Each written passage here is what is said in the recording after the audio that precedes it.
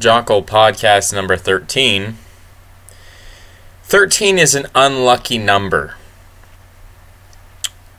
And the last podcast was about unironic anti-fascism, against violent action, against, this hyperbole of a failed strategy coming from the warrior class. I put out this video, and then I put out a short little 5-minute video called The Myth of the Self. And that video was looking at violence from another point of view. So in one video, I'm denouncing violence as a positive action. In another video, I'm describing how evil does not require violence. In fact, sometimes the most evil people are the most non-violent people. The people who would squeam, people who are vegans, people who would be very squeamish about killing anything themselves, or they don't like the sight of blood. They're not violent to the people around them. I mean, a perfect example, Harvey Weinstein, I don't think ever beat a woman. Harvey Weinstein was not an active, aggressive man. He didn't want to go and beat women and slap them in the face and flip them upside down and be this aggressive, boorish figure. He didn't want to be a brute. He didn't want to be a pig, even though he kind of looked like a pig. But what he really wanted to do is he wanted to passively masturbate into a ficus and all these sort of weird fetishes. So certainly he was a dominant person. He dominated Hollywood. But he wasn't necessarily a physically violent person. And yet he was a very sadistic person. So physical violence and sadism aren't the same thing. And since physical violence is not the problem, I also think physical violence isn't the solution. So you've got people, you have a society in which power doesn't come from whoever is most physically violent. That would be a warrior-dominated society. We don't live in that society.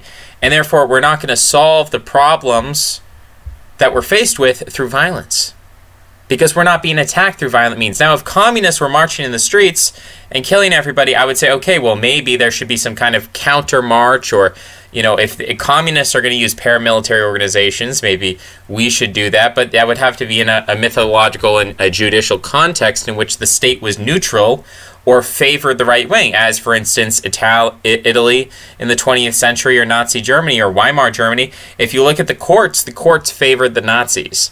That's not something that really anyone but the left will tell you. They'll say, oh, the Nazis were persecuted by the government. Nazis weren't persecuted by the government. The judicial system in Weimar Germany had the time and the opportunity on many occasions to put Hitler in jail, to put Goebbels in jail, to put many others in jail. They didn't put them in jail, and when they sentenced them, they gave them a light fine, or they put them in 9 months. 9 months for high treason. Okay, so the judicial system in Germany was biased toward the Nazis and Hitler. Majority of judges in Weimar Germany were sympathetic to Nazism, or sympathetic to fascism, or sympathetic to authoritarianism and the right wing. So, with that being said, I haven't read this manifesto of the shooter from New Zealand, but it's uncanny and it's coincidental, and I don't know what conclusions, or maybe it's just completely arbitrary and random and nonsensical, but I mean, it just so happened that I make 2 videos on the topic of violence, and really, I mean, it's a broad topic. How are we being hurt? We're not being hurt violently. No one's slapping me in the face, okay? No one's kicking me down the stairs. And no one's hurting you. I mean, some people are hurt. I'm not saying violence doesn't happen.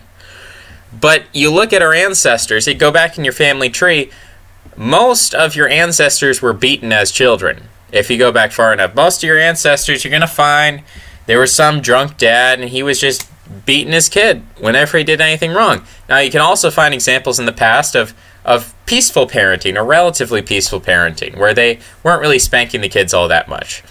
But you go back in your ancestral tree, and you're going to find a lot of physical violence in the family. And that was seen as acceptable and part of a loving family. We've totally changed our opinion on that. But again, I don't think violence violence was never the problem, so violence is never going to be the solution. The problem is that we have a mythologically dominated society. You're not going to break through that mythological dominance with the tool of violence, because the mythology has already integrated violence as part of its demonology, the white warrior demonology. So all this guy did, he played into the Hollywood script. He's an actor in the Hollywood script.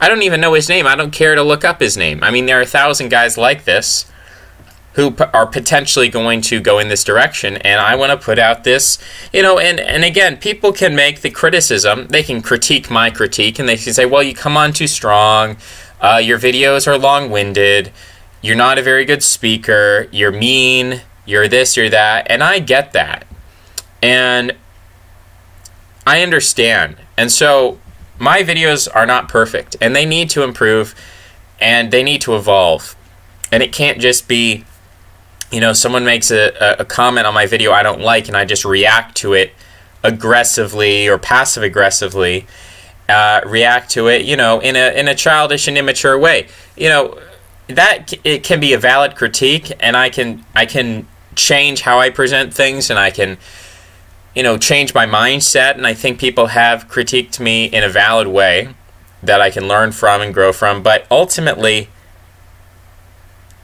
I'm going to keep pushing an anti-fascist message. I'm going to continue to push an anti-violent message, an anti-warrior message. And really what I wanted to do for this podcast was to just look up a few things about the history of Judaism in the United States that I don't think people are aware of, because I wasn't aware of it, because it's not really taught in the history books. So the first one's the Touro Synagogue. The Touro Synagogue, or Congregation Yeshuat Israel, was a synagogue built in 1763, Newport, Rhode Island, the oldest synagogue building still standing in the United States, oldest surviving Jewish synagogue building in North America, the only surviving synagogue building in the United States dating to the colonial era. 1946, it was declared a National Historic Site. So it's interesting, some of the different aspects going on here. It was, of course, founded by Isaac Touro, the cornerstone laid by Aaron Lopez, who was a slave trader. The congregation itself, not the building, but the congregation, dates back to 1658, when 15 Spanish and Portuguese Jewish families arrived, probably from the West Indies, and many settled near Easton's Point, which I'm not familiar with, but that's apparently in Newport, Rhode Island, which has one of the highest Portuguese populations in the United States. Synagogue was formally dedicated 1763. Judah Touro, son of Isaac Touro, made his fortune as a merchant, and he left $10,000 for the upkeep of the synagogue. What's interesting about this synagogue is that on August 17th, 1790, was the day that George Washington visited Newport, Rhode Island. The synagogue's warden, Moses Seixas, wrote to Washington expressing the support of the congregation for Washington's administration and good wishes for him. Washington sent a letter on the 21st of August in response, which read, "The government of the United States gives to bigotry no sanction, to persecution no assistance." Now that sounds like a line out of Paul Ryan or Ronald Reagan or any of the people of the quote-unquote modern conservative movement. Sounds like their exact rhetoric. Sounds like something John McCain would say. So I guess people can dispute this letter. They can say, oh, it was made up, it was a forgery by the children of the lie, as Jesse Peterson would say. So, let's read it, and people can give me, maybe there's some some conspiracy theory about it. Maybe there's some kind of, what do they call that, revisionist history about this, but let's read it in whole. George Washington's letter to the Hebrew congregation of Newport. Gentlemen, while I received with much satisfaction your address replete with expressions of esteem, I rejoice in the opportunity of assuring you that I shall always retain grateful remembrance of the cordial welcome I experienced on my visit to Newport from all classes of citizens. The reflection on the days of difficulty and danger which are past is rendered the more sweet from a consciousness that they are succeeded by days of uncommon prosperity and security. If we have wisdom to make the best use of the advantages with which we are now favored, we cannot fail, under the just administration of a good government, to become a great and happy people. So already there's some interesting stuff to pick apart here. The concept that the United States is a nation, that the United States is a group of people. So already George Washington, when he says the people of the United States, to become a great and happy people, he's not talking about white Christians. He's including in this the Hebrew congregation of Newport. So people who are not necessarily white, people who are not necessarily Christian. The citizens of the United States of America have a right to applaud themselves for having given to mankind examples of an enlarged and liberal policy, a policy worthy of imitation. All possess alike liberty of conscience and immunities of citizenship. It is now no more than toleration. Let me figure out the grammar of this sentence. It is now no more that toleration is spoken of as if it were the indulgence of one class of people that another enjoyed the exercise of their inherent natural rights. For happily, the government of the United States, which gives to bigotry no sanction, to persecution no assistance, requires only that they live under its protection, should demean themselves as good citizens in giving it on all occasions their effectual support. It would be inconsistent with the frankness of my character not to avow that I am pleased with your favorable opinion of my administration and fervent wishes for my felicity. May the children of the stock of Abraham. So again, he refers to a great and happy people, referring to the American people. And then the following sentence, he begins, the citizens of the United States of America, and contrasts that with larger mankind. So he's creating a category called the citizens of the United States of America. He calls them a great and happy people. And then he differentiates the children of the stock of Abraham. So he's differentiating a different stock here. He's saying that he's not saying that America's multiracial or multi-religious necessarily, but he's saying it's multi-stock. That there's the stock of Abraham, and then there's the stock of, I don't know, Charlemagne.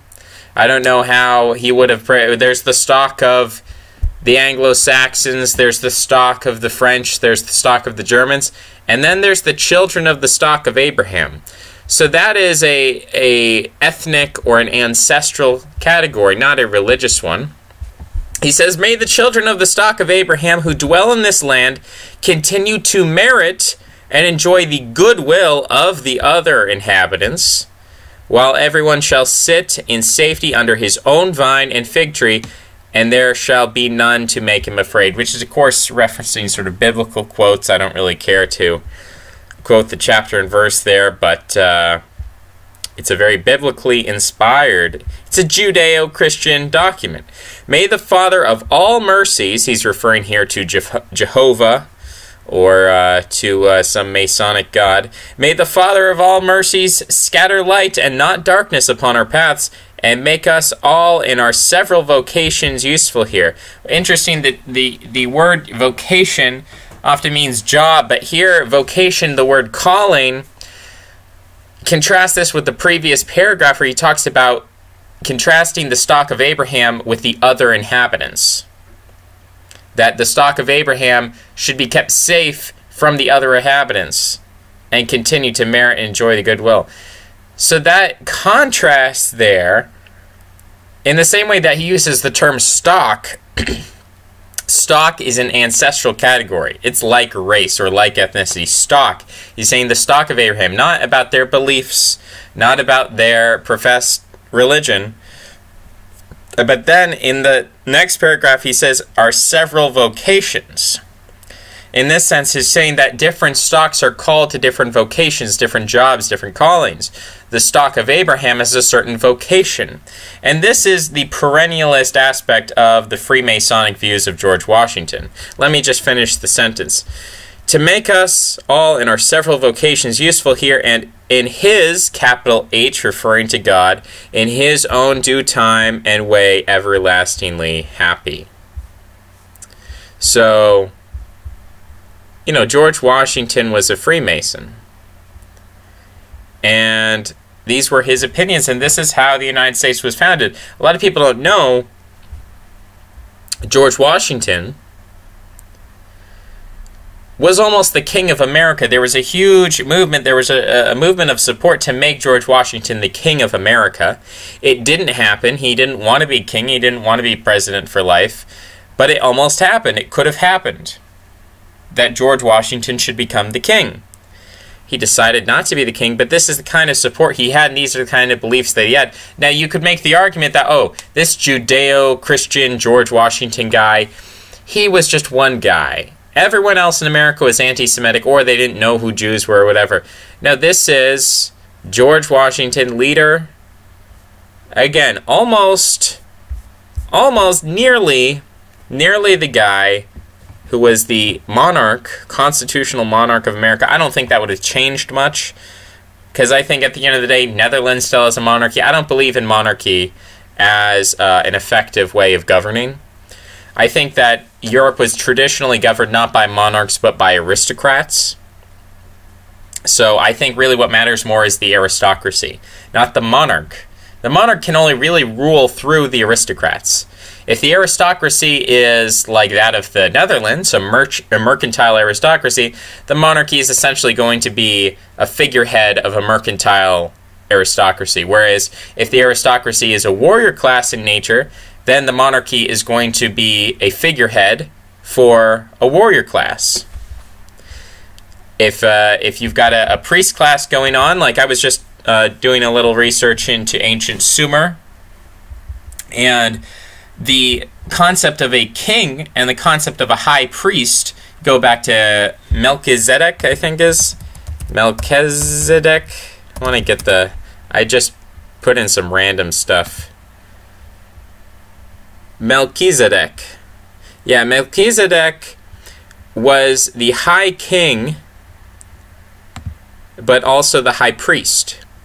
And this is how in ancient Mesopotamia, ancient Sumer, this is how things happened. This is how politics worked, is that the priest class was the aristocracy, and therefore the high priest was also the king at that time. Okay. So, interesting fact about George Washington. Now let's go to Aaron Lopez, who was mentioned there. And Aaron Lopez laid the cornerstone, which in Freemasonry is a symbolic thing, to lay the cornerstone. It's a metaphor that we use, but it's also a symbolic thing in Freemasonry, and he was big into the slave trade. He was born Duarte Lopez, an Anglo-Portuguese Jewish merchant. He became the wealthiest person in Newport, Rhode Island, and in British America. So, this argument that really, well, you know, Jews didn't really exist in America up until 1890, when they came in following Russian persecution. And before that, America didn't really have many Jews running around. It's just false. So hopefully this statement's going to be qualified with a source throughout the article here, because the sentence is phrased weirdly. Through his varied commercial ventures, he became the wealthiest person in Newport, Rhode Island in British America. So which one are we talking about here? But Newport, Rhode Island was a more important port at that time. 1760 1761. It was a more important part of America at that time. A lot of the southern states or the southern colonies, mostly what mattered is the people who owned vast tracts of land, whereas in the north that wasn't as important. That mercantile versus the land-owning aspect of the north and south is important here. So Duarte Lopes was born in 1731 in Lisbon, Portugal.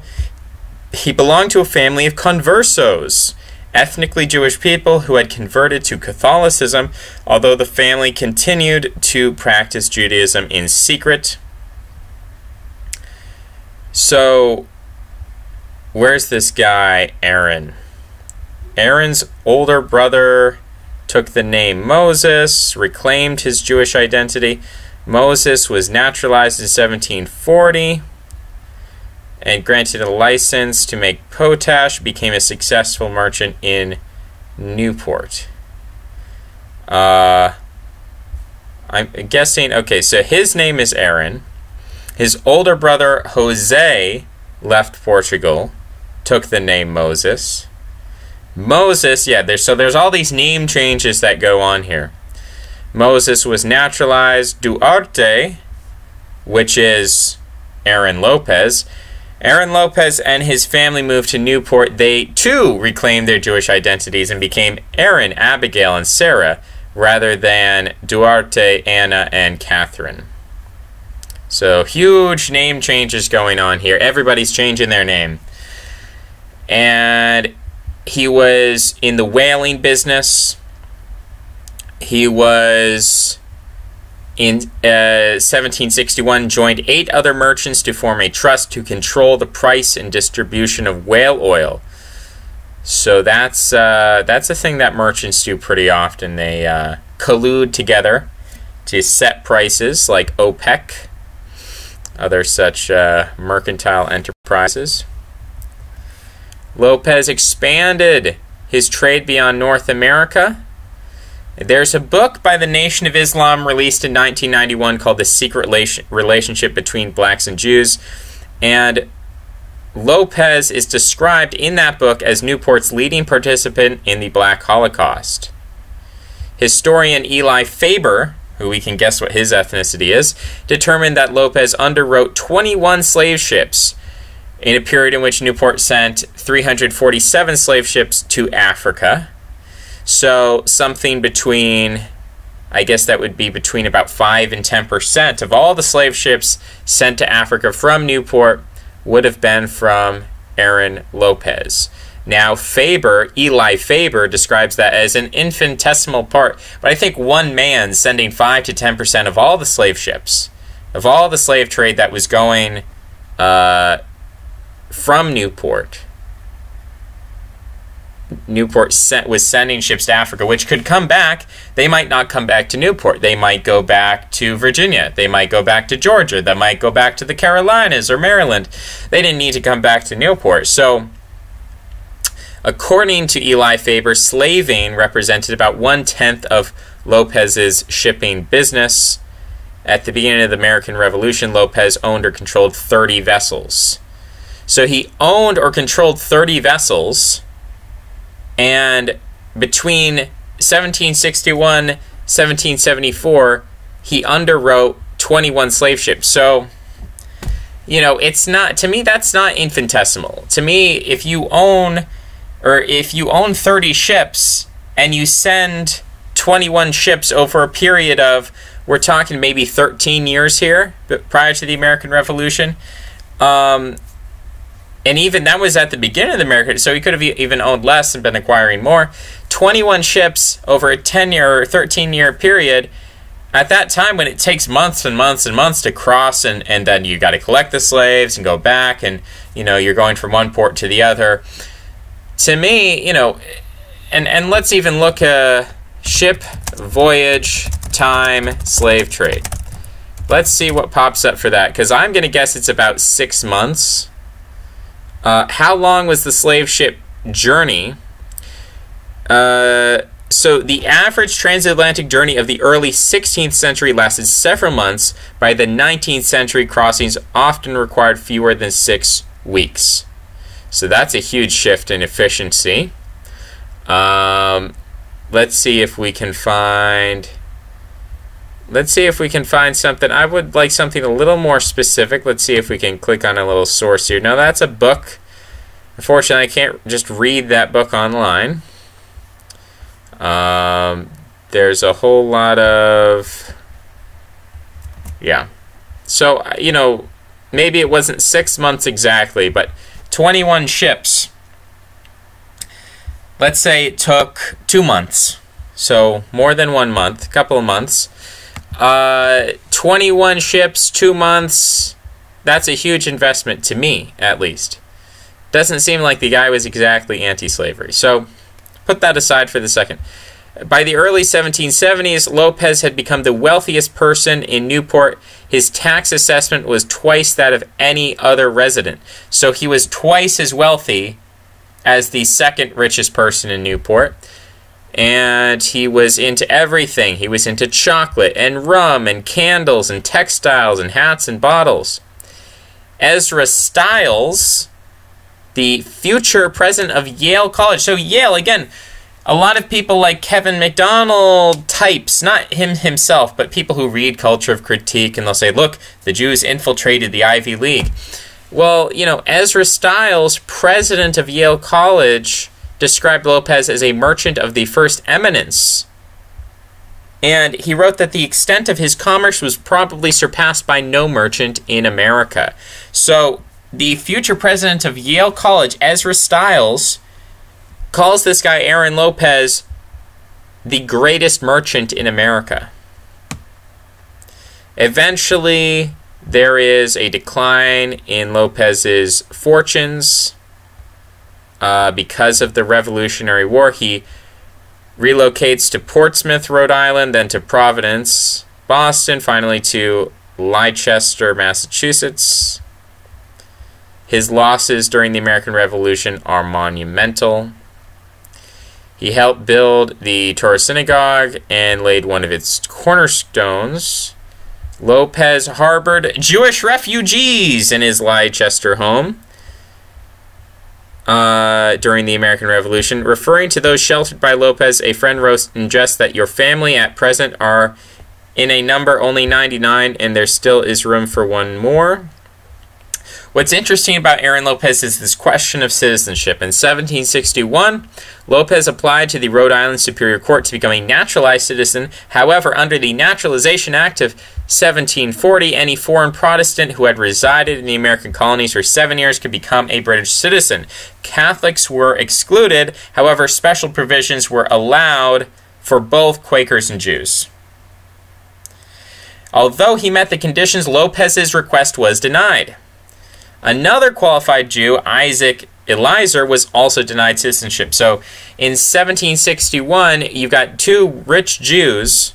In fact, the richest person, let alone richest Jew, but the richest person in Newport, and probably all of Rhode Island, and probably a significant portion of the country, denied citizenship. So obviously the Rhode Island Superior Court, run by Christian supremacist, fundamentalist, anti-Semitic Jew haters.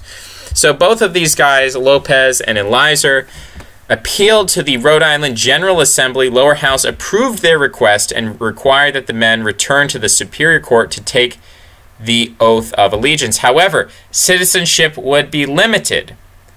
They said this is what the General Assembly said, also great anti-Semites.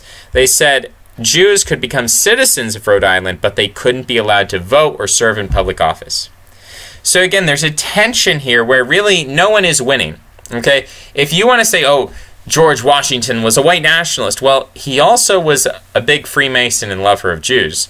On the other hand, if you want to say, oh, America was always a place of beauty and happiness for Jewish people, here you have Rhode Island General Assembly. Oh, you can be citizens, but you can't vote and you can't serve in public office. So there is already, at the beginning of the American Republic, huge anti-Semitism, as well as huge philo-Semitism. And those two things existed in tension with one another, and they're still not resolved to this day, in a sense.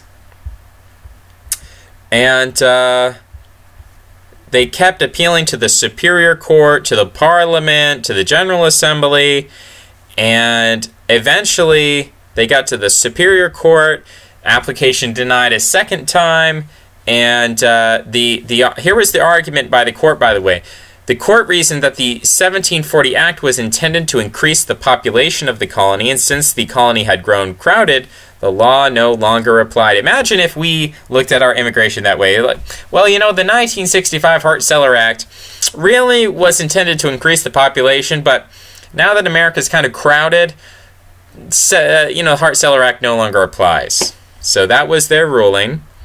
The court also noted that under a 1663 Rhode Island law, only Christians could become citizens. Lopez and Eliezer could not become citizens of Rhode Island. So why didn't they just convert back? I mean, they were born as conversos, as pretend Christians, and then they were like, oh, no, we're actually Jews now. Why didn't they just go back, you know, just like Benjamin Disraeli over in Britain?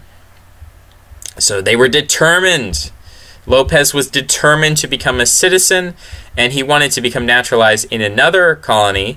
In 1762, he moved temporarily to Swansea, Massachusetts, just so that a few months later, in October, he could become a citizen of Massachusetts and then returned to Newport. Historians believe Lopez was the first Jew to become a naturalized citizen of Massachusetts. Died 20 years later. So very interesting guy. The fight for citizenship, the refugees. I mean, everything is there. All the issues we're talking about today are not new issues. So that's Aaron Lopez, the Conversos, and let's go to Ezra Stiles now. Let's go over to Ezra Stiles. So he was a Congregationalist minister, theologian, 7th president of Yale College. So he didn't found Yale College. He was one of the founders of Brown University. So this is a guy who really helped to found, or one of the founders of the general Ivy League education system in America. Connecticut guy. And what do I have? So he was, let's talk about the test. This guy, as a Congregationalist, and I'm not an expert on Congregationalism, but it is pretty, it seems very much like Unitarian Universalism. It seems pretty Freemasonic to me. You look at a portrait of this guy, he's got like this hand placement.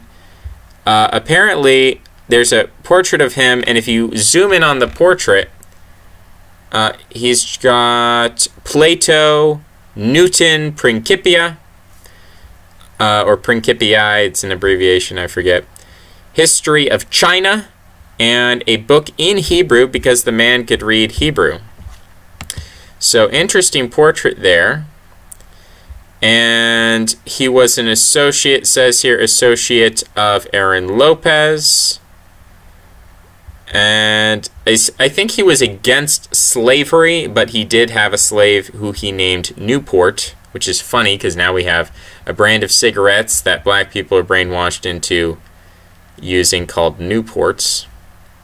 I keep getting this ad on YouTube telling me about how cigarette companies targeted black people, and I believe it. I believe that black people are targeted for all kinds of malicious things. I think black people are used inhumanely as guinea pigs for a lot of terrible social projects. I think the social project to destroy the family, instead of starting it with white people, because that would have met political resistance, people would have been mad if you started trying to break up white families back in the 1960s. So they didn't try to break up the white family back in the 1960s. What they did as a test case is they attacked the black family. Now the white supremacists fine with that, because they're like, yeah, screw black people. But they use black people as a test case to see, okay, what's going to work, what's not going to work. How can we use social welfare to break up the family, things like that. And once they got to a certain point with blacks, then they started to move on to whites. And now they're attacking the white family. Now people are mad, but it's like you weren't mad when they did it to the blacks, so how can you complain now that it's being done to you? And I know not everyone's around back then, so that's kind of a rhetorical thing. So obviously, just because people hurt them back in the day doesn't mean that justifies hurt against you being on the other side of that historical racial divide. But it's a sad thing that does happen, kind of as an aside. All right, so drafting the charter. I believe this is for the foundation of Brown University in 1764. And we could look at a lot of these different people who are the founders of it. So he was in drafting the charter. Styles combined it. Did I say combined it? I meant combined. He combined broad-minded public statements defining Rhode Island College as a liberal and Catholic institution. Catholic being lowercase, meaning universal. So liberal and Catholic, in which shall never be admitted a religious test. So that's an interesting thing. He's a theologian. He's a reverend. He's a minister, but he doesn't want a religious test. So obviously he doesn't think religion's that important. Again, this points to a perennial mindset, a mindset that no one religion has a monopoly on truth. We can take some good people from all different religions. There were Baptists, Episcopalians, and Quakers. The ecumenical character of the state was reflected in the foundation of Brown University. Stiles struck a close friendship with Rabbi Chaim Isaac Cargill in 1773. Topics, they discussed the Kabbalah and the politics of the Holy Land. I don't know at this time, what were the politics of the Holy Land? I guess there was some Zionist, proto-Zionist thing going on at the time. I have no clue. And Stiles eventually got to the point with Hebrew where he would actually talk to Cargill or send letters in Hebrew back and forth. He was a pastor. As a pastor, he defended the monarchy as the best form of government. He stated that a monarchy conducted with infinite wisdom and infinite benevolence is the most perfect of all possible governments. So kind of a Hobbesian view there. This is interesting. 1778, appointed president of Yale. He hired a slave for $20 a year. Became the first professor of Semitics. Required all students to study Hebrew as Harvard students already did. And the first commencement address was delivered in Hebrew, Aramaic, and Arabic. By 1790, he was forced to face failure. And he wrote that I have obliged all freshmen to study Hebrew. This has proved very disagreeable to a number of students. This year, I have determined to instruct only those who offer themselves voluntarily. The valedictorians did deliver their speeches in Hebrew. He also corresponded with Thomas Jefferson and Benjamin Franklin. And experimented with electricity. Was more of a learner and teacher. Legacy at Yale. There is an idea that the Hebrew words Urim and Thummim in Hebrew are there because of Ezra Stiles. However, that's a myth. And he married twice. And we can look at... If you start going down these people's family trees, again, doesn't matter whether you have a monarchy, aristocracy, whatever.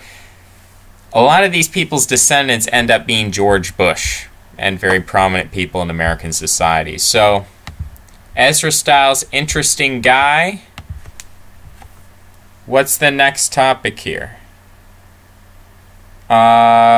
Moses Michael Hayes. So I hadn't yet got to Moses Michael Hayes, but we're going to jump to him right now. Moses Michael Hayes was an American banker, merchant, as Boston's most prominent 18th century Jewish citizen.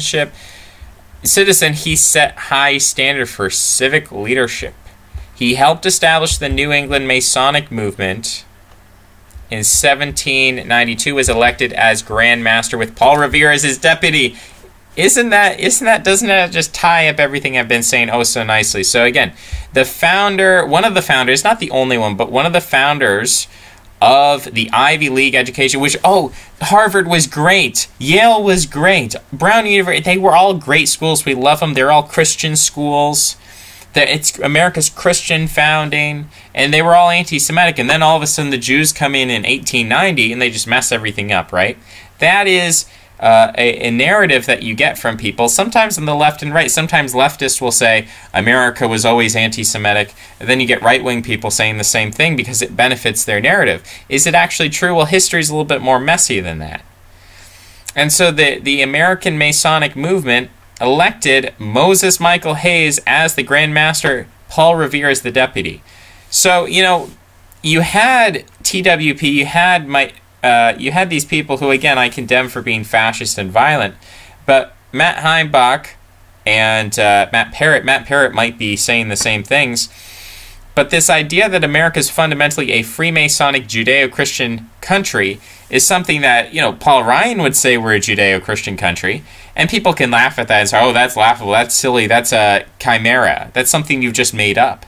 But actually, there is a real substance to the claim that America is a Judeo-Christian country, in that Moses Michael Hayes, elected Grand Master of the New England Masonic Movement in 1792, with Paul Revere as his deputy. Paul Revere, the courageous, heroic Paul Revere.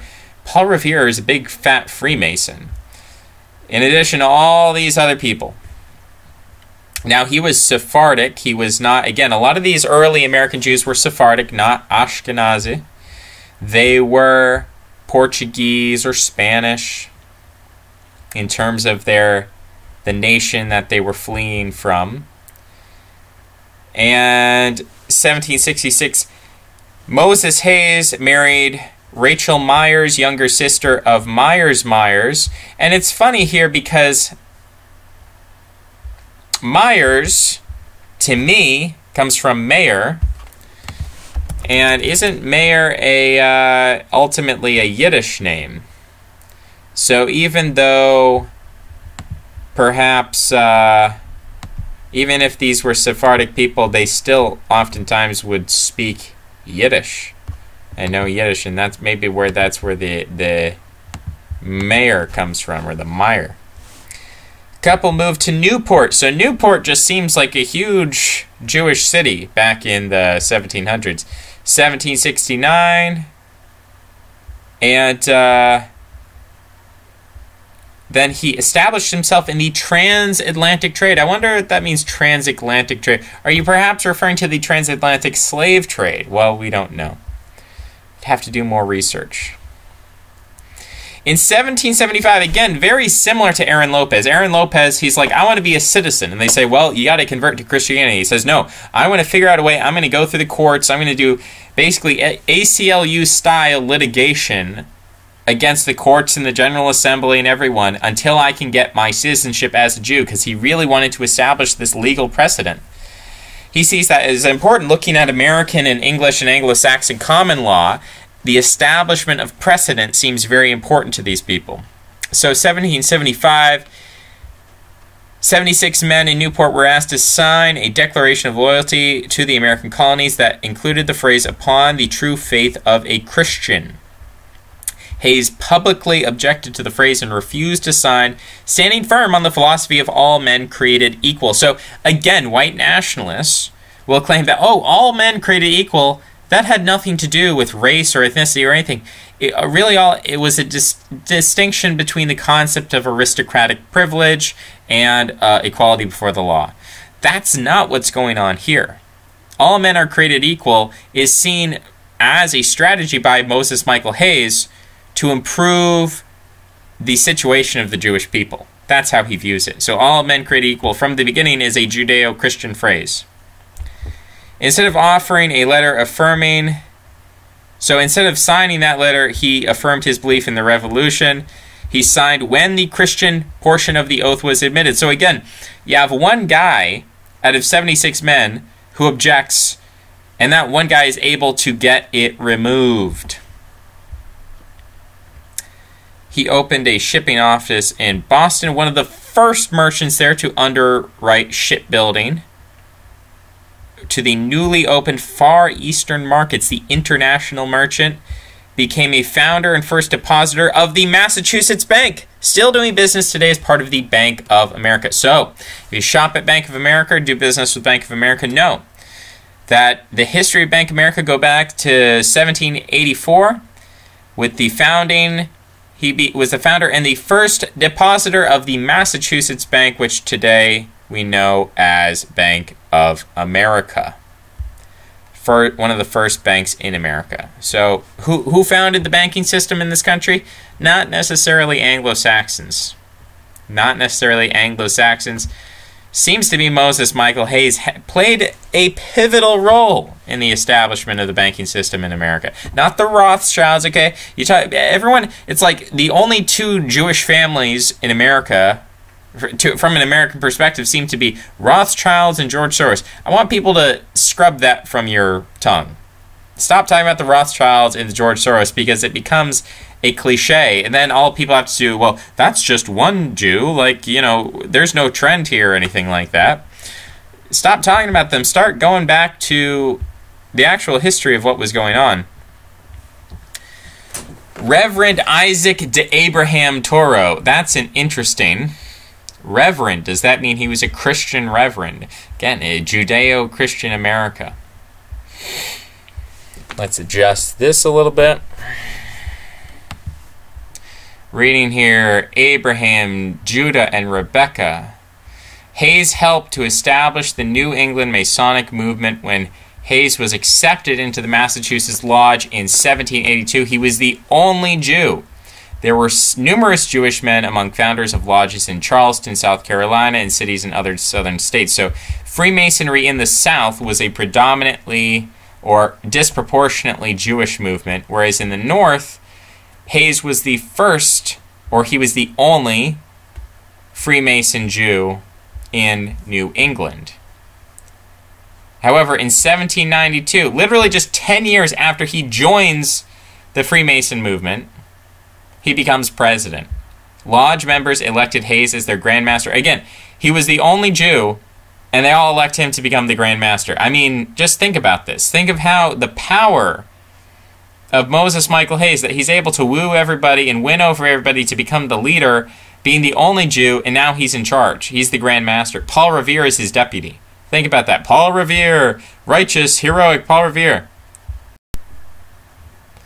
Paul Revere, you know, I just think of as like some anecdotal guy. He's like an everyman figure. Oh, Paul Revere is riding on his horse, letting everybody know what's going on. But Paul Revere was a big Freemason. Hayes also helped endow Harvard College. So again, the idea that, like, the American Ivy League education system was somehow this great Christian institution, this anti-Semitic, traditionalist, whatever people want to project, this white nationalist thing. Harvard, Yale, all of these were in part founded, not in whole, but in part, their founding was helped by Jews, prominent Jews, important Jews who were presidents of New England Freemason movement.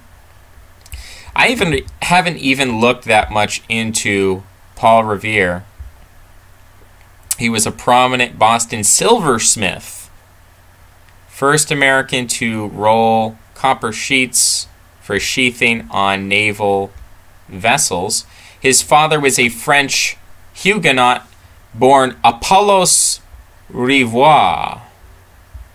So I didn't know that he was a Huguenot. Huguenots also extremely interesting minoritarian group that I don't talk about a lot. But you should look into the Huguenots as an interesting minoritarian elite. Rivoire anglicized his name to Paul Revere, the eldest of 12 children and eventually the eldest surviving son. Never learned French, became active in American Revolution. His father attended Puritan services. Revere was drawn to the Church of England, began going to Jonathan Mayhew's church, and fought with his father over that. There was a French and Indian War. Let's try to get to something important here. I want to know, when does this guy become a Freemason? Is it after the American Revolution? Revere and a group of 30 quote-unquote mechanics began meeting in secret at his favorite haunt, the Green Dragon. Wow, this is like something out of an RPG. This This is like a Dungeons and Dragons. Okay, we're going to meet in secret at the Green Dragon to coordinate the gathering and dissemination of British soldier movement. Where do we get? You get his midnight ride. His heroic midnight ride is so important, so poetic, blah, blah, blah. He sounds like he's basically a spy. That was his thing. He was a big spy. Maybe he did some military actions here and there.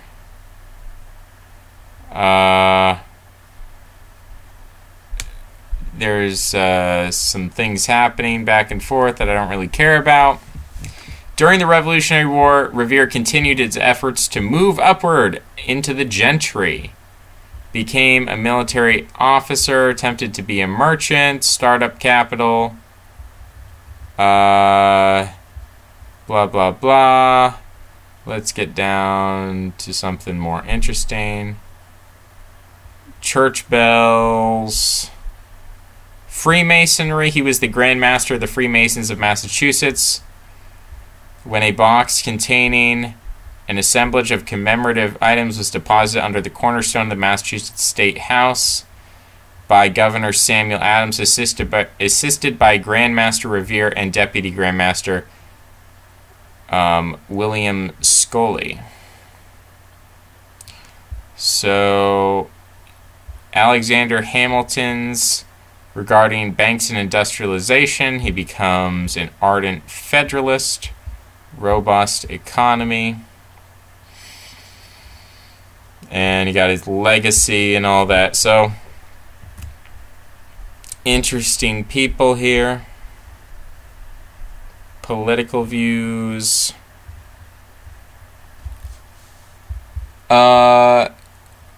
He's talking about Charles the First.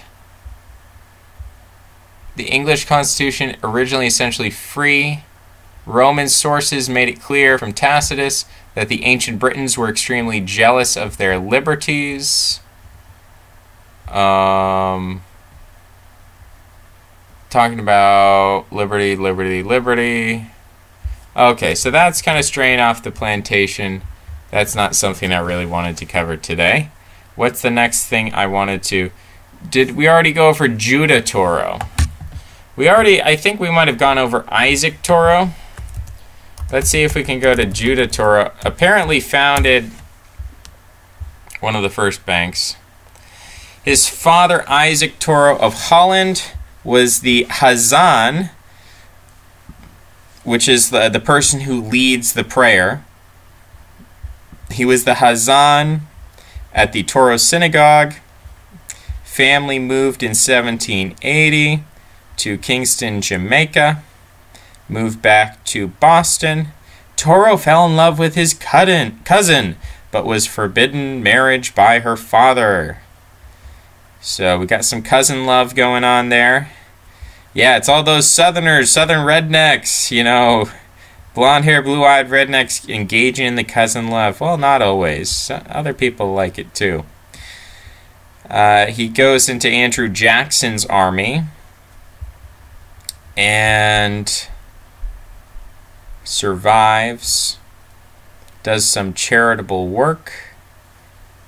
He helps out a Unitarian church and New Orleans fundraising drive for Christians suffering persecution in Jerusalem. He gave 10 times more than any other donor, which is an interesting.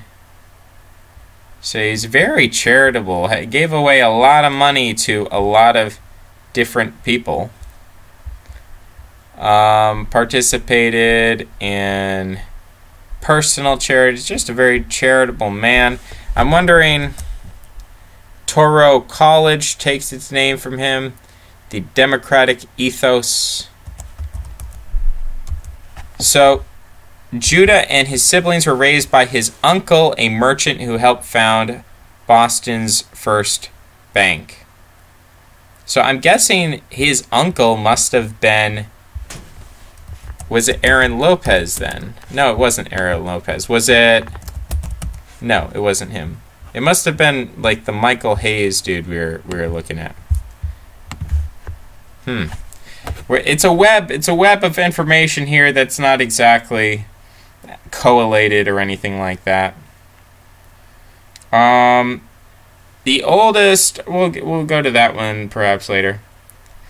So the oldest European synagogue is the Bevis Marks Synagogue.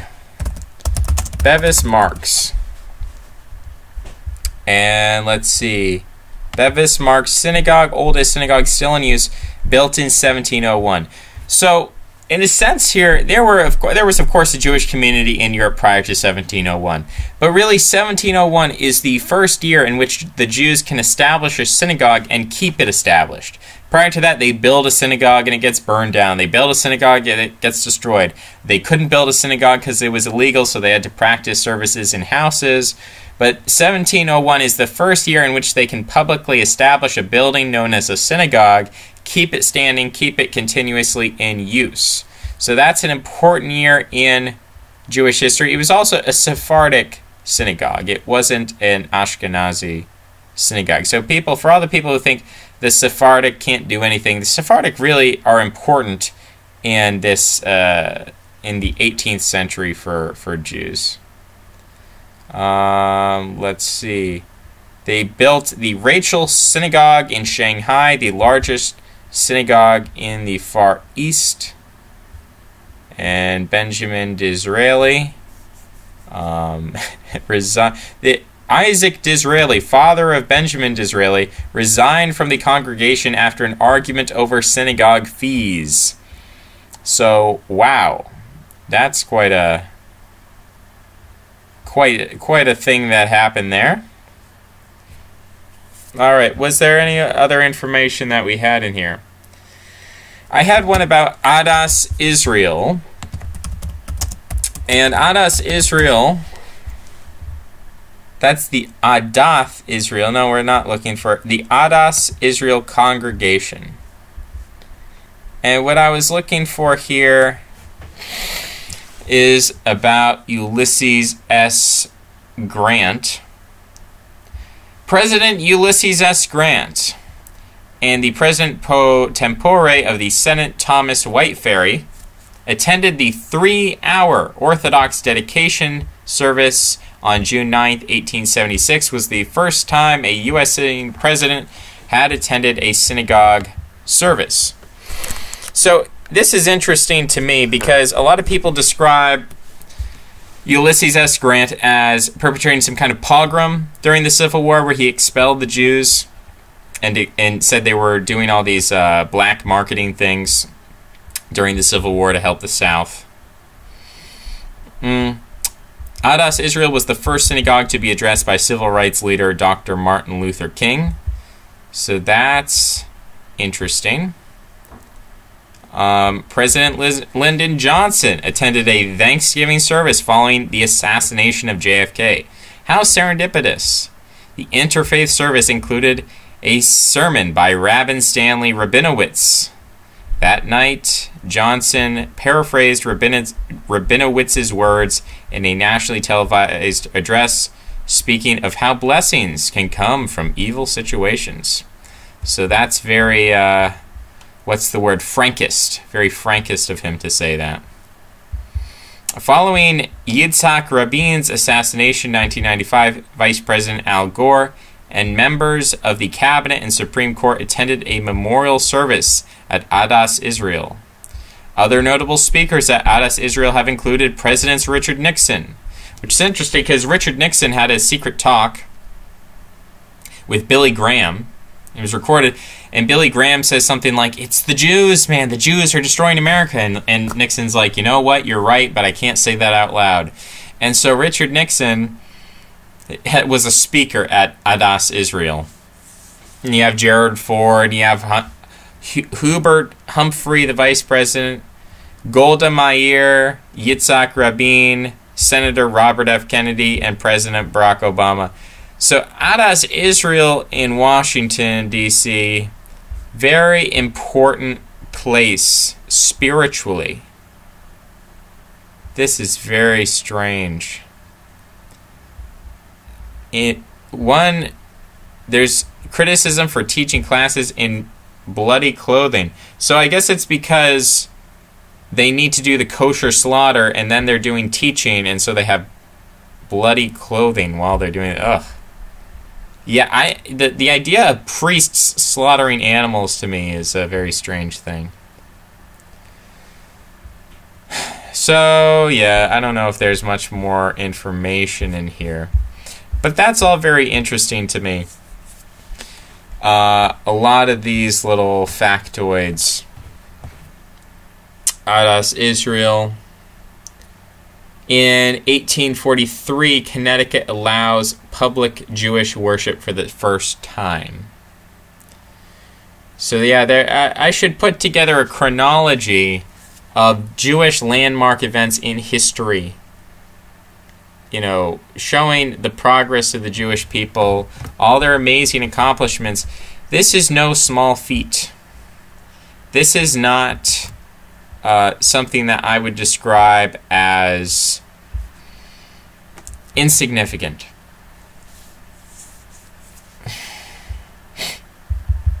Let's go back to Ezra Stiles for a moment. The United States Elevated to Glory and Honor.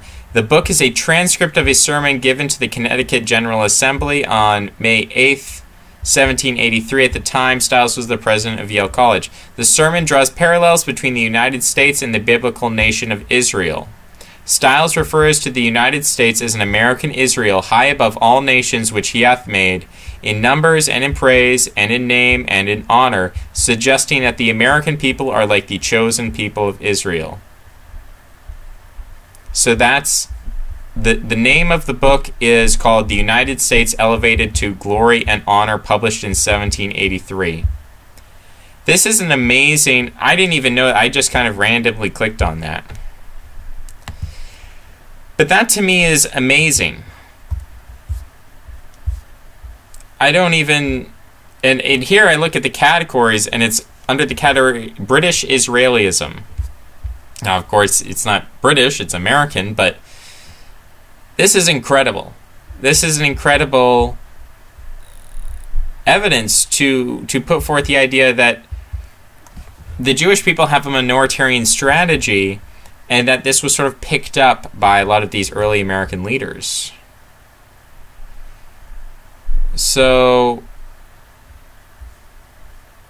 I'm very interested in a lot of this, and there's some other British Israeli Stone of Jacob and other such things. I'm less interested in that.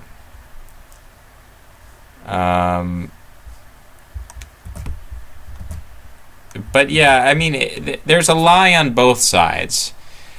Some people, like Ocasio-Cortez, would probably say something like, you know, Jewish people were discriminated against, Jewish people had no power, Jewish people were oppressed in the United States up until the Civil Rights Movement. And that's what a lot of Jewish people would have you think. They would say something like, you know, up until 1965, Jews were discriminated against in America. Everyone was anti-Semitic. It was a terrible time for Jews, and, you know, we couldn't survive, and we were being killed left and right, and there were pogroms every day. That's not what happened, obviously. We can go back to the 1760s, to the 1780s. We can look at this and clearly see that ultimately Jews were very powerful as individuals. Now, as a group, that's a different question, but you see certain Jewish individuals who tried really hard, and they put a lot of effort into establishing, hey, when we sign a declaration of loyalty to America, it shouldn't have any reference to Christianity, and also we should be allowed to be citizens, and also we should be allowed to vote and hold office. And this was a struggle that went on for hundreds of years in America. Again, you had in Connecticut up until what was it? 1863 or I think it was 1843. 1843, Connecticut allows public Jewish worship. So prior to 1843, public Jewish worship was not allowed. So what I'm saying to you is that it's not a black or white situation. It's not like Jews ruled America. Because if they ruled America from the start, then Connecticut wouldn't have been allowed to ban public Jewish worship. So Jews didn't rule America. But it's also false to say that they had no part to play in the founding of America, because clearly they were founding the banks, they were helping bankroll people, they were foundational to the Masonic movement, and the Masonic movement was founded, you know, you look at Paul Revere, you look at George Washington, you look at all these people, they're Freemasons.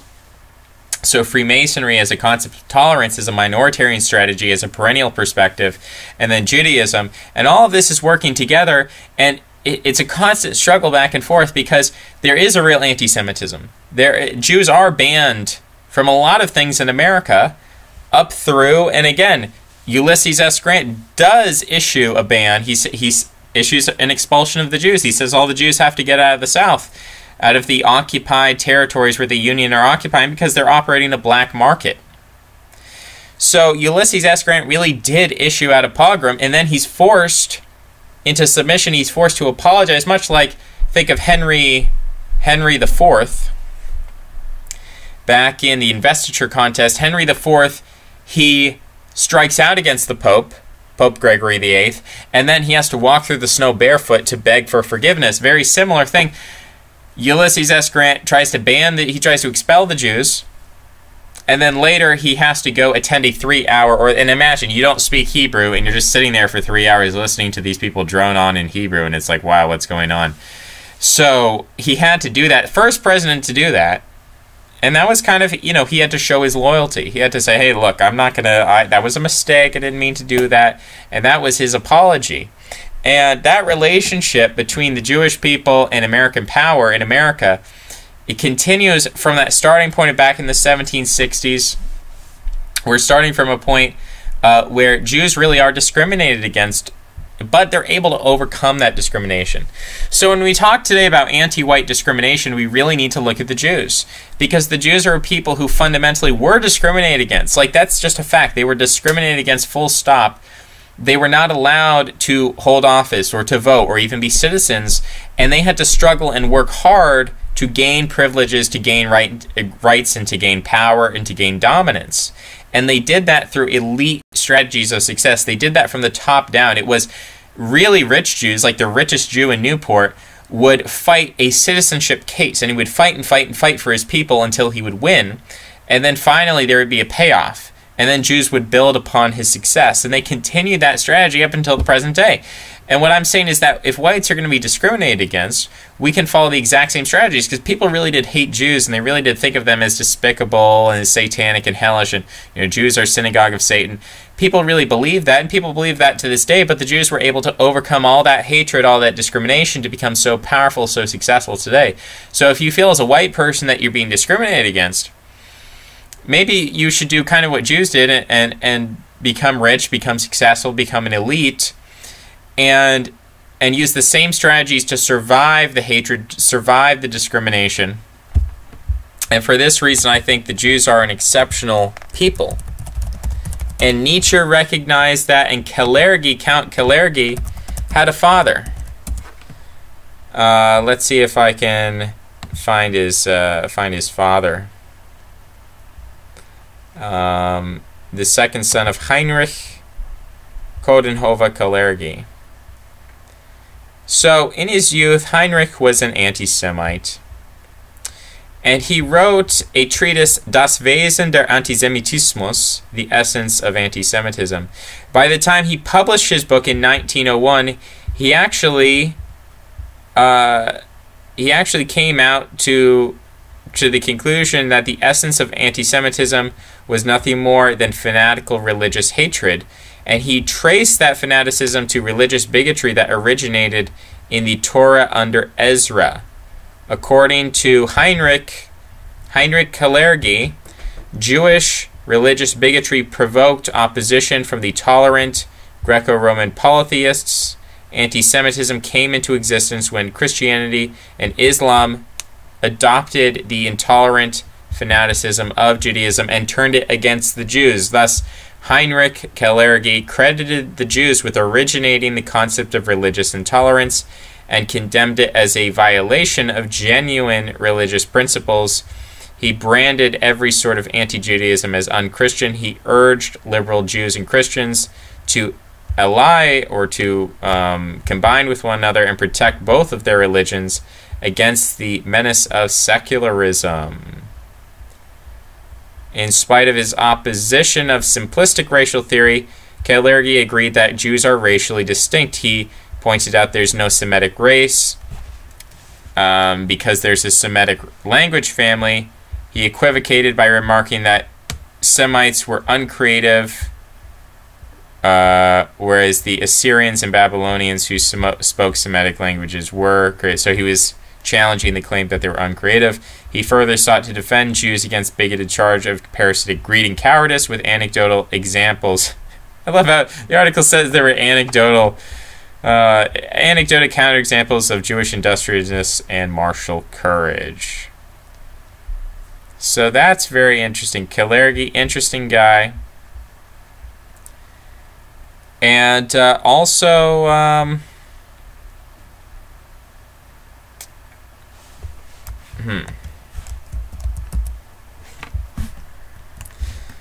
what was I going to say? Besides Kalergi. Oh, Nietzsche. Nietzsche's the other one who thinks anti-Semites are dumb. He's like, these Jews, they're going to be the masters of Europe. What are you talking about? What are you talking about with your anti-Semitism? Anti-Semitism is stupid. Jewish people should be admired. The Jewish people are a master morality people. They should be admired. They should be praised. People should become like Jews.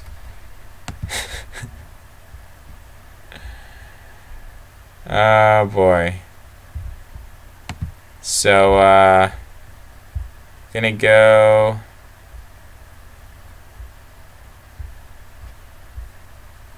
We're gonna go to some comments. Clean up with some comments here. See what the comments have to say. So, yeah, people are commenting the fact. I think there's this comment here. And it happened, ...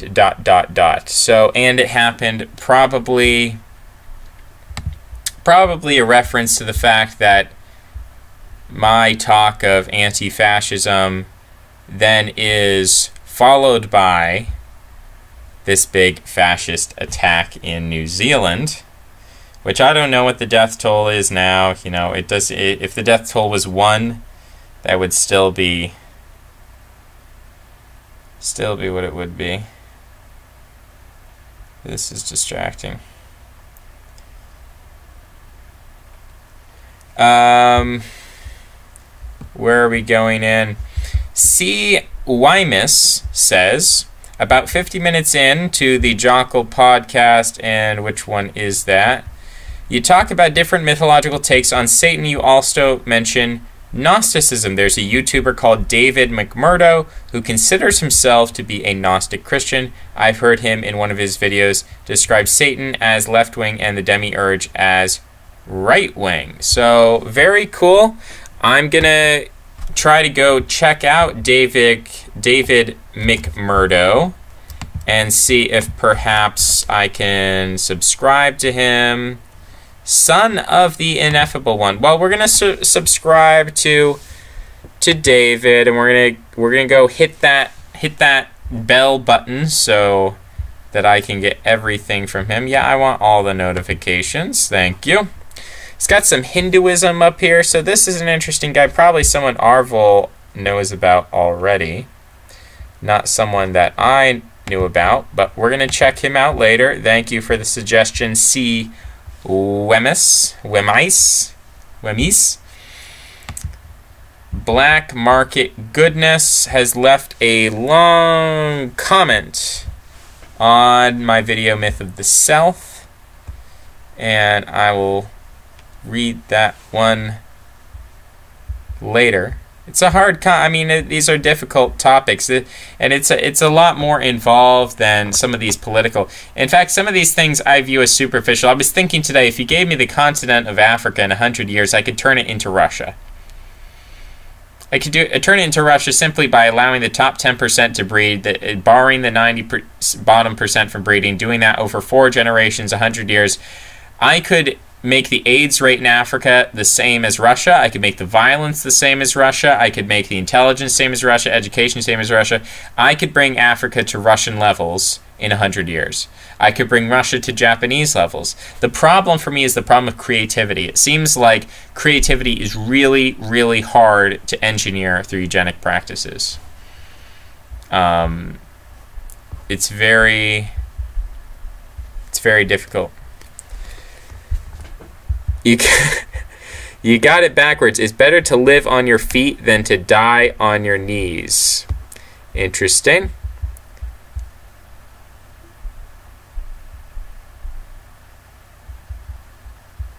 So, I don't know. Is Mr. Cool Mug coming around to minoritarianism? That has yet to be seen. He's watching Steven Anderson. Apparently, Steve Anderson talks about Free Palestine. He doesn't identify himself as an American, or he does identify as an American. He doesn't support the American military. Okay, so we're talking about Steven Anderson. We're talking about prostitution as right-wing. Oh my god. Mr. Cool Mug is calling himself a left-winger? Well, we're going to read this comment. Okay, prostitution is right-wing. Now, I'm a left-winger. I don't support prostitution, okay? Prostitution has existed since the beginning of human history. It's old. It's dogmatic. It belongs to the past. All you prostitutes out there who want to save Western civilization by going back to prostitution are stupid, okay? You're just stupid. Western civilization cannot be saved. It's over. It's dead. We're entering a new post-human era, and sex with robots is going to be the new thing. It's left-wing, it's evolution, and I'm a left-winger, okay? So all you fascist prostitutes out there, just stop watching my videos. We're entering a new warrior age where post-human cyborgs will have sex with robots. There's no place for traditional prostitution in the post-human future. You can't use old tactics, old methods in a new futuristic setting. Sex with robots is the future. Sex with robots is left-wing. I like that comment. I like it because it's poking fun at me and my talking points. I like it. I like it. It's a good meme. It's good little mimetic stuff there. So apparently I made a timely video. For anyone wondering what Big Brown's big brain political analysis known as the BBBBPA. So the more you engage in the comment section, the more stupid you will become, Big Brown. We are succubi here to steal your life energy and hot takes. Keep up the good work. That's probably true. Quantity and quality are always at odds. Eternal nature of the soul. This is an anti-fascist channel. What is the answer to the Fermi paradox? Is extraterrestrial life just AI that aren't interested in speaking to us because they are to us what humans are to forest wildlife? I don't really think about it like... personally, when I watched the Alex Jones Joe Rogan podcast, and then you had like the Hispanic guy or whatever saying that aliens is the big thing, and if you talk about aliens, you're going to get promoted. So I don't talk about aliens deliberately because that's like the popular thing, and I'm a hipster. I'm a left-wing hipster, so I don't like to talk about aliens. Breaking news. We got the Twitter archive.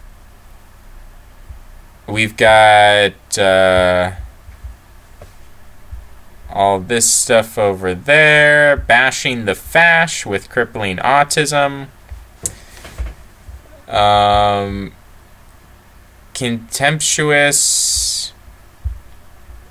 Hector Quinn is defending Nazi LARPers as attractive or something like that because they're romantic and there's a gleam in their eyes, striving for the infinite, and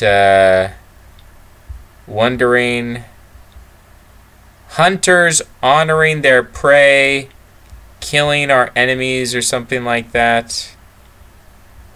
What else is there? Antinatalism, neatishness, imperious,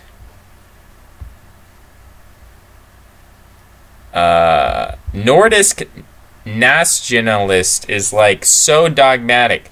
There's nothing. Look, we've had a dialogue here. We've had a dialectic. I put out some ideas. Some of them are good. Some of them are bad. But I put out ideas. People respond, and they embrace them, or they oppose them, or they're ambivalent. And I've watched different commenters here sort of evolve and change the way that they frame things. And then I've watched other people be very steadfast in their opinions. And Nordisk nationalist is like the most dogmatic thinker here. You people in here are deranged. What? Wait. I don't even understand. Are they even... What are they arguing with? I don't think Nordisk nationalist has English as his first language, so he just doesn't understand what people are saying. And so he argues with something that people aren't saying, which happens a lot, actually, on the internet. That's too bad. So fourth density is taking advice from Dave Rubin, which I guess is sort of what I'm advocating here for. Although I don't think Dave Rubin is really the apex of what you want to be going for. There's something better than Dave Rubin here. You scoff at the intelligence of Nazis. However, these people are more intelligent than the average, which I don't care about. Main criticism seems to be they're not practical. No, here's the thing. Here's the thing, guys. Hitler succeeded in wooing the elite. He wooed Hindenburg, he wooed von Papen. Mussolini succeeded in wooing the elite. He became the prime minister. And then he says, by this line of thinking, it would only make sense for you to praise Franco over Hitler, which seems ridiculous to me. Which, I don't know. I mean, Franco survived the war. Did he survive in fascist Spain? Like, fascist Spain is gone. So, you know, I don't know if Hitler and Mussolini took a more Francoist path, where they got into power and then just did whatever the British wanted them to do, would that have been better for them? Well, individually, perhaps within their lifetimes, they would have been able to hold on to power, but eventually I think that their system would have been brought down. So, I don't know. The thing that people don't know about Franco and Hitler is that there's a man named Admiral Canaris. So Canaris is spelled C-A-N-A-R-I-S, and his first name's Wilhelm. So Wilhelm Franz Canaris, and Canaris is a Greek name. So Wilhelm Canaris, you know, he's probably a Freemason. All these people are Freemasons.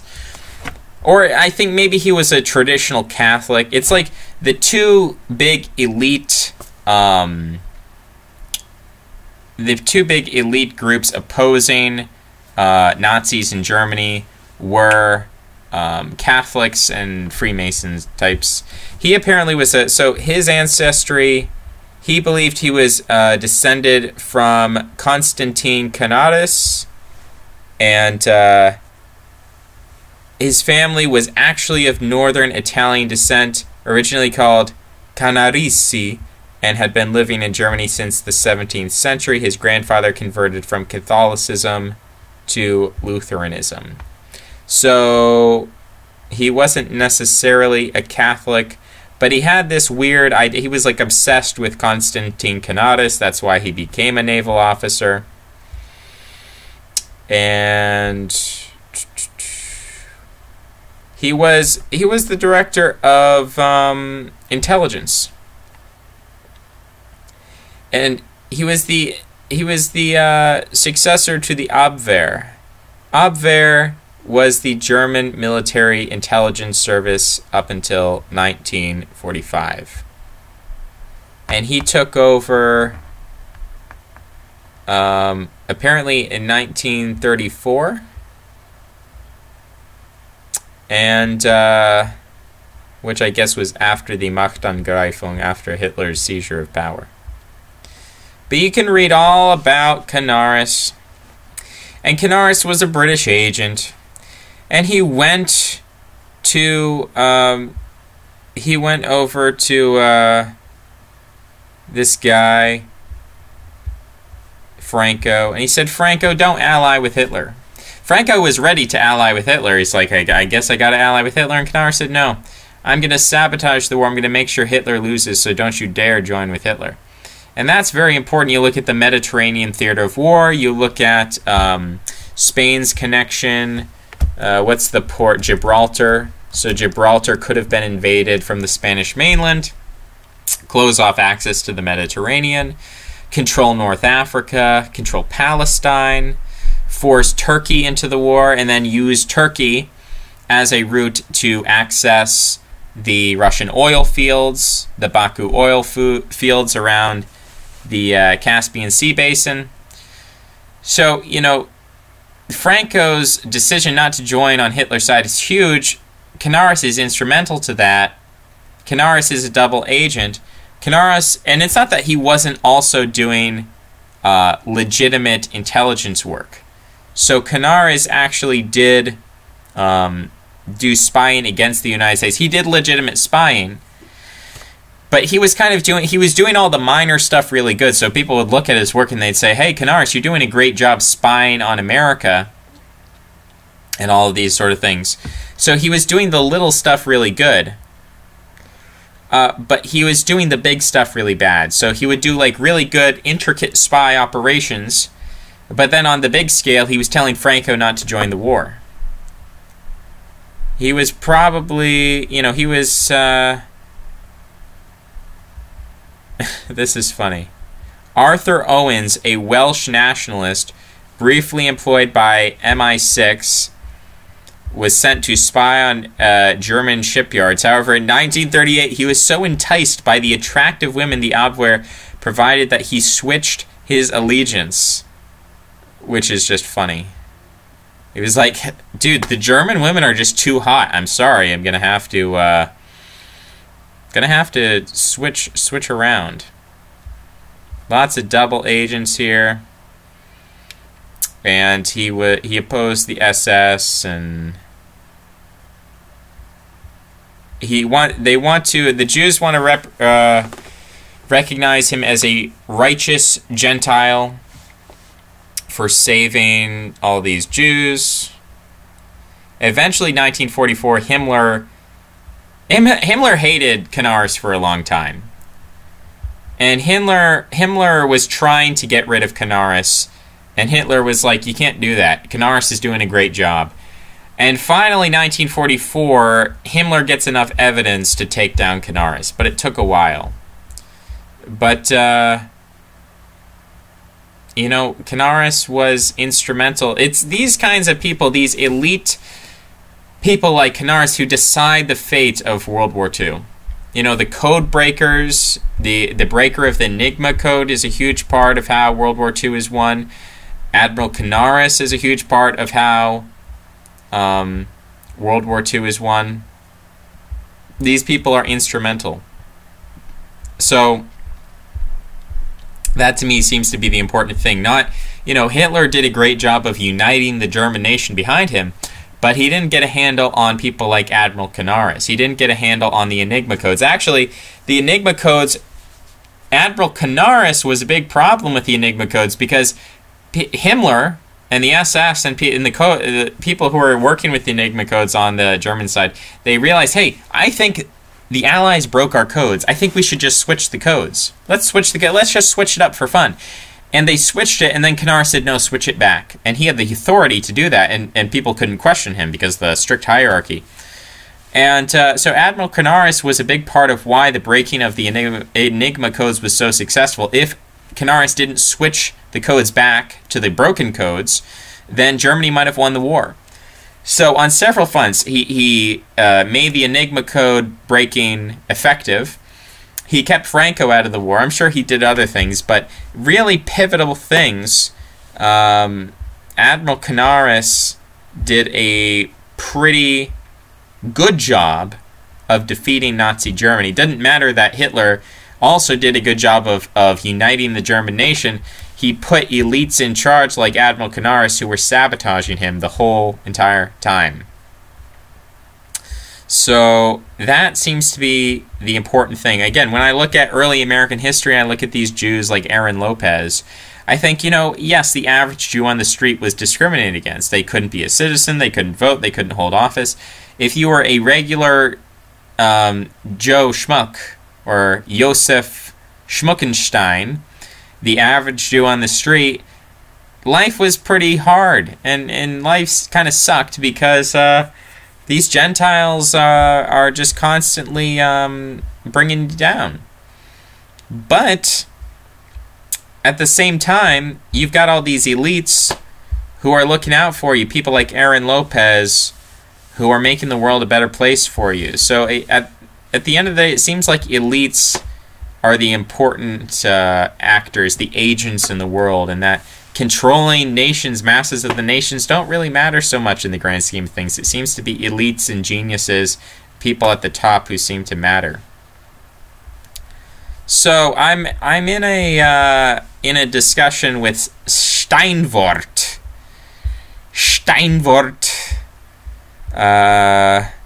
is arguing with me that Ashkenazis did not deliberately practice eugenics, which I think is a silly statement to make, because Ashkenazis looked at the rabbinical class and they said, you guys are going to be our breeding class, and that continues to be true to this day. And you say, well, that's not eugenics because it's not, they didn't understand what genetics was. Well, that's stupid. In my mind, my definition of eugenics is when you have a conscious breeding preference. When you consciously have a breeding preference. And so everyone's doing artificial selection. I want my kids to, if I wanted my kids to have darker skin, I would mate with a dark-skinned woman. That would be eugenics. I would seek out a kind of a woman that I wanted my children to look. That's just an example. But that's how eugenics works, is people choose mates according to what they want their children to be like. So if I want intelligent children, I'll try to breed with a smart woman, and vice versa. If you switch the genders around, the same argument's true. Now, in terms of a society or a minoritarian group, if the values of the group say, hey, if you're smart, you're at the top. Or if you're a good warrior, you're at the top. Or if you're good with money, you're at the top. Different societies, so black Americans prioritize basketball and football and laying down them beats. And so that's the kind of people who are at the top of their breeding hierarchy. In the Jewish community, it's people who can read the Torah, people who are dentists, people who are doctors, people who are lawmakers. These kind of people are at the top. And, in redneck communities, it's, can you fix a truck with some duct tape? Are you good at fighting? Sort of more practical, mechanical warrior values. A lot of things that people seek is the aesthetics. Do you care about aesthetics? Do you care about the face? Do you care about blonde hair? Do you care about different phenotypical features? And what I'm saying is that the society or the group, let's just say group, if the group values X, then the group is eugenically selecting for X. Now you can say, well, they're not consciously practicing eugenics. I don't care, whatever semantic game you want to play. If they value X, they are selecting for X. That's pretty much how things work in the absence of dysgenics. In the absence of, what do we call it? We call it contraceptive and all of that. So that's the main thing he keeps pushing and I keep pushing back on. Concept of heredity is obvious to most. Genetics and natural selection was intangible to anyone. No, it wasn't. Everyone understood that if you want smart kids, you marry a smart person. And you're not going to convince me otherwise. Everyone understood. The Greeks understood that if you want smart people, Plato's myth of the metals. Plato's myth of the metals. So, this is he says it is serendipitous and not planned. I'm not sure how it could have been planned. I'm not saying the endpoint was planned.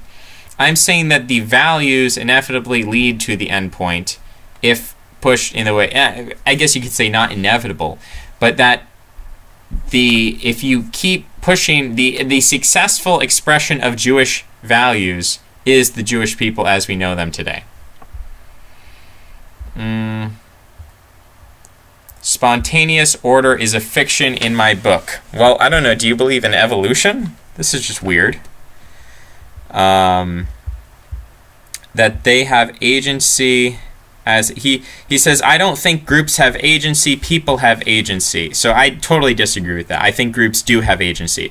I think I am made up of cells. And if you look at any one of my cells, oh, cells don't have, or you can say only cells have agency, people don't have agency. No, cells have instruction called DNA, then they come together to form an organism, that's me, and I have agency. And I think that groups then also have agency. So a collection of cells is an individual. Individual has agency. A collection of individuals forms a group, and a group has an agency. Not always. If you take a bunch of random people, throw them together, that's not necessarily a cohesive group, but certainly Jews are a group, and certainly they do have agency as a group. Where else can we go? He says, he's not trying to convince me. He's not a proselytizer. He's not a point maker. He rarely comments anywhere. He hasn't commented in a decade. He wants to address these groups. He wants to address these points and topics. Inserted themselves into Europe. He describes Jews as dumb garden variety agriculturalists, much like everyone else. They were not dumb garden variety agriculturalists, much like everyone else. They invented Christianity, and Christianity is not a dumb garden variety, religion. Did they come to Europe with heredity on their mind? Everyone had heredity on their mind. Everyone understood the principle of heredity. The question is, what are the values that are guiding your hereditarian selection? Are you selecting for the warrior type, the merchant type, the priest type? What are you selecting for? He says, I'm anything but an individualist. Well, that's... You say you don't believe that groups have agency, so I would describe you as an individualist. He says, I am somewhat familiar with Jung, less so with Schopenhauer. I just don't find them interesting. Well, that's the... because I find them the most interesting, I guess. In comparison to, like, I don't know what the... Let's go into... I've never even heard of most of these people. He must be smarter than me because I've never heard of, like, all the people he throws out there. He says, you must have read the Thomistic First Principles by MacIntyre. And you should read MacIntyre. What are some of the other people that he throws out? Ravens, progressive matrices, Galtonian, Spearmanian sense. It's a lot of proper nouns here. We talk about Carlyle. It's not that I'm even completely unfamiliar with Carlyle. I just think Jung and Schopenhauer are so critical and so important. Elites very much don't perpetuate their lines. Many destinies can testify to this, where the Ptolemies nowadays, breeding for war is rather redundant. All of hominids are bred for group conflict. That is the default. That's just not true. That's like the argument that everyone is bred equally for intelligence, so how would anyone be more or less intelligent than anyone else? So I don't even know if Steinfort understands race realism, and if he does, why is he making these stupid arguments? Active negative selection for this is necessary to get anything new, and once it stops, it degenerates. You're aware of Gregory Clark. No, I'm not aware of Gregory Clark.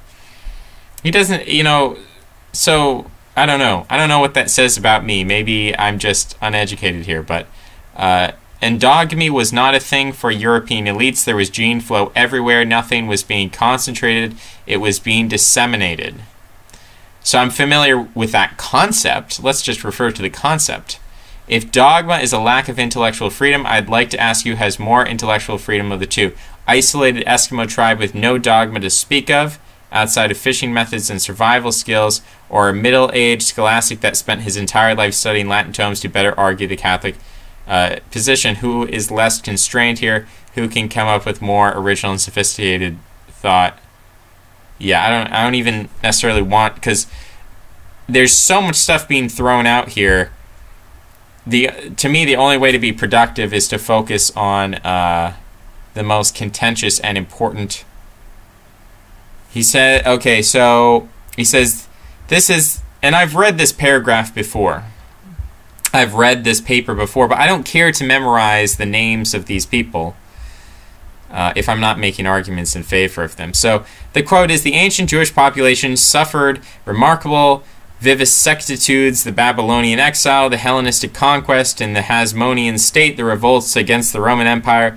But most of that history is probably irrelevant to our thesis, except to the extent that it helped create necessary cultural preconditions. Irrelevant because in pre-diaspora times, the Jews did not occupy an unusual ecological niche, nor did they yet exhibit unusual cognitive traits. I disagree, and I think that monotheism is an interesting cognitive trait. I believe that a people produces its religion, that the religion is the expression of the people, and I think the Jewish religion is unique and interesting and distinct from other religions, and I think that's something interesting. They created Judaism, they created Christianity to a large extent, and they had a hand in creating Islam.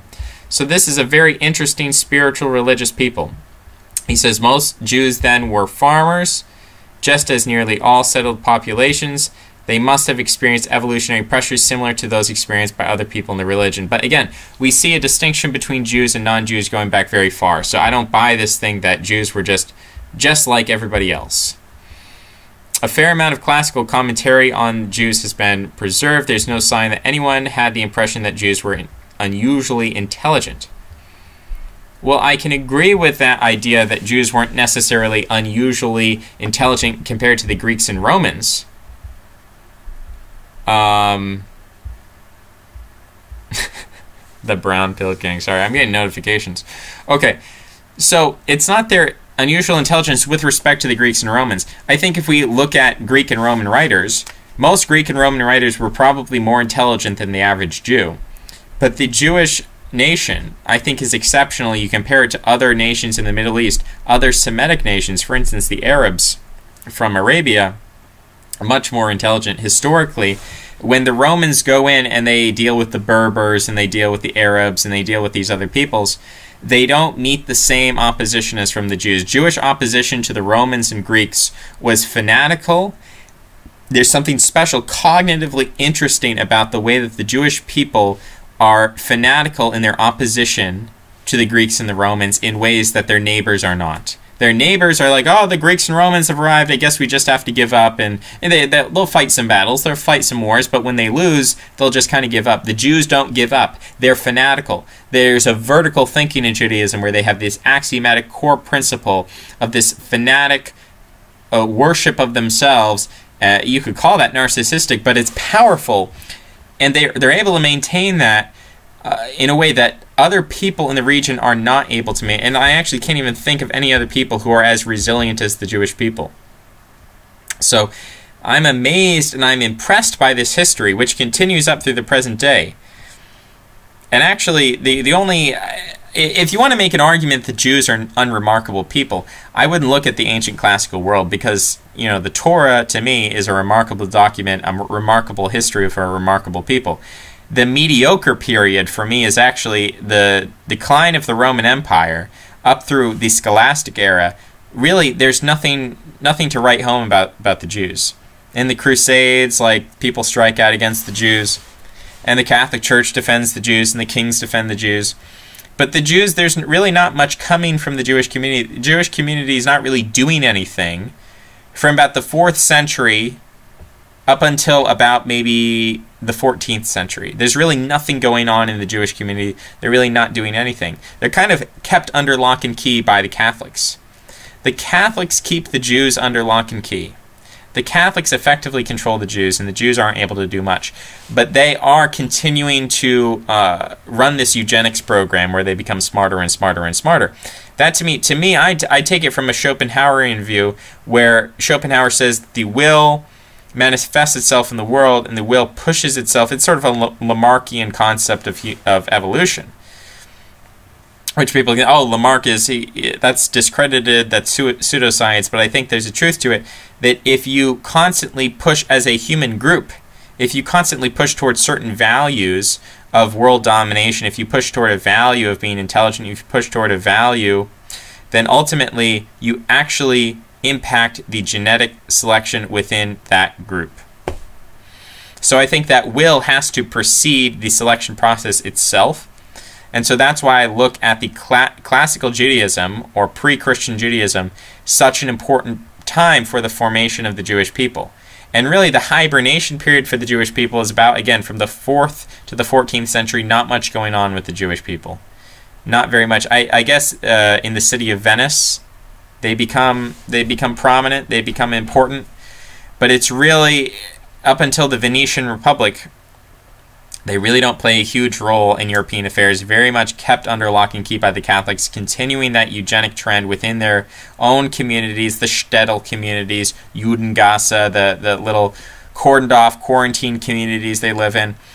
So they're continuing this process, and then with the split between Protestant and Catholic with Rudolf II, and Rudolf II, his perennial mindset, he brings in the Jews as a coalition partner, and Jews really start to flourish, and they have continued to flourish to this present day. Most Jews then were farmers, just an all nearly settled population. Jews and the Levant specifically is a hyper-urban region. People don't understand this. And Judaism is a hyper-urban religion. Jerusalem, the pilgrimage to the city of Jerusalem, is an innovative concept in religious thought. The idea of conducting a pilgrimage to a city creates urbanism. Urbanism becomes a sacred space. The urban environment becomes sacred. So that's an interesting aspect of Judaism. So Judaism to me seems to be very exceptional. I don't think there's anything garden variety about Judaism in the ancient world. Certain aspects of Jewish culture were probably crucial. Pre-diaspora Jewish genetics seems not to have been remarkable in any way. Yeah, I disagree with that. The general thrust of it. Now, maybe genetically, Jews have sort of gone through a bottlenecking after they went through their diaspora into the West as Ashkenazim, but also as Sephardim. It's possible, you know, we can make these kind of arguments. But that is my thinking. And yeah, I do recommend people read more Schopenhauer and Jung. This is the final reply from Steinford. He says, Jews probably got their monotheism from Egyptians. Akhenaten specifically. Oh, wow. Really hot take there. Okay, so what? Akhenaten didn't survive. They didn't keep up the monotheistic cult. The Jews did. That is something special.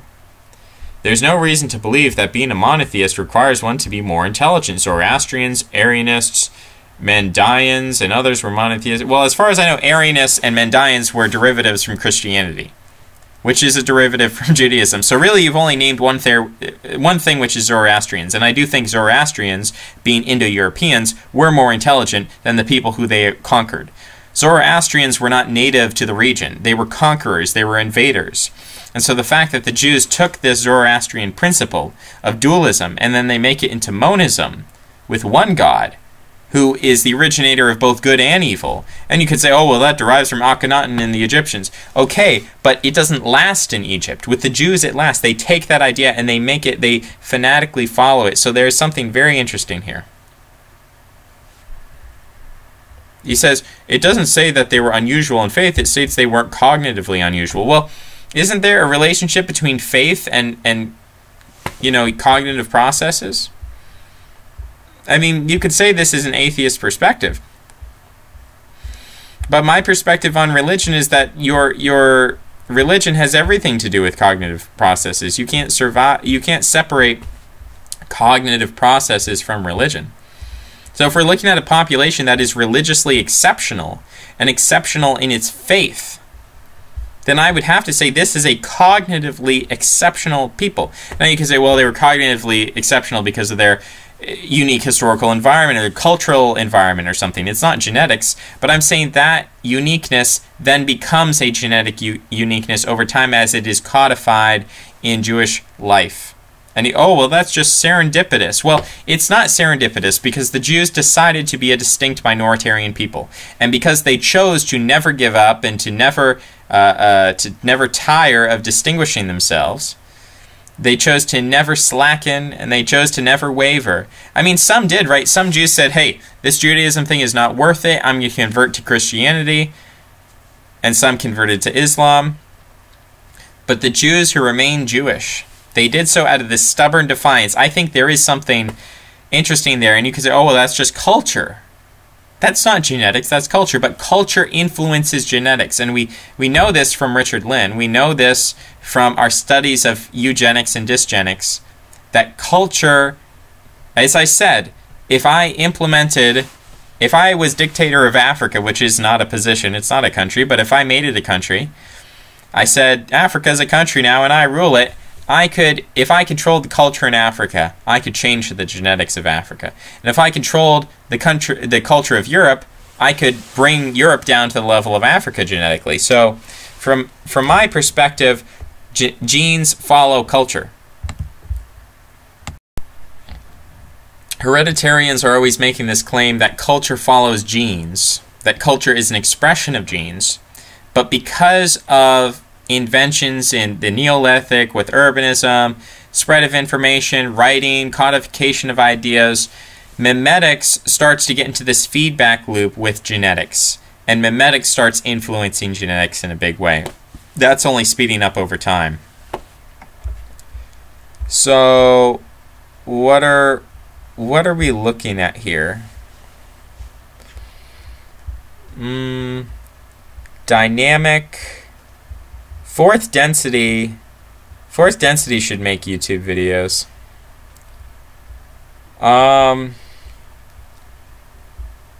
We're looking at all this stuff, going to the gym.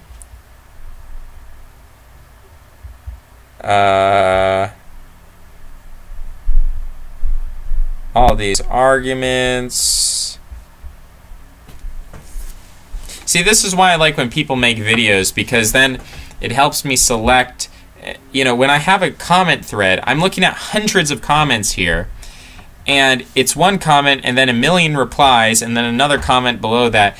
It's very hard to look through. It's very hard to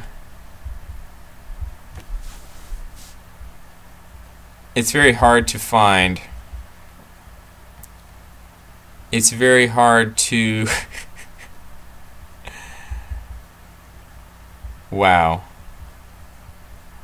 It's very hard to figure out where people are asking questions, what kind of questions people want. And I guess at this point in the podcast, I'm getting a little bit tired. I'm getting tired of having to pause and read and come back, and I am aware that the viewer is encountering awkward pauses and silences which are not part of a professional podcast. I understand that, and it doesn't make me feel all that great. So I guess if I was to wrap things up, I would say my response, it's been frustrating to have Steinfort respond to me with these big long things, and I'm trying to take something out of it. I'm trying to pinpoint what's going on and what's important and how to respond and how to get to the crux of what's the axiomatic difference between me and Steinfort. And it's kind of frustrating I feel like he's putting out a whole lot of stuff, and I'm just trying to get to the meat of the issue, and so that frustration does come off, but I'd rather have people like Steinfort putting out huge manifestos or whatever, and me trying to, being frustrated by being unable to bridge the gap of communication that easily.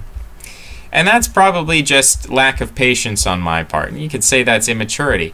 The lack of patience to sit down and get to the heart of the issue and communicate and understand where he's coming from, understand where I'm coming from, and so on and so forth. It's difficult for me to do that and to sit down and have that patience and that focus. But it's something ultimately I'm going to need to develop if I want to communicate effectively. And it's something that Hector Quinn has criticized. He said, you can't just criticize people I'm not sure even how to put it in a way that's not directly referencing his language, but you can't just do it in a wishy-washy way. You can't just do it in a flim-flam way. You have to do it with good intent. Criticism can be good, but it has to come from a place of goodness. It can't come from a place of insecurity.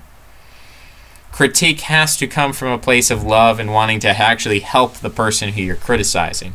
That's what Hector Quinn says anyway. And I think there's something to that. Because at the end of the day, hypercritical people, you look at the videos I'm putting out, I'm changing my opinion from one video to the next. That's sort of intentional.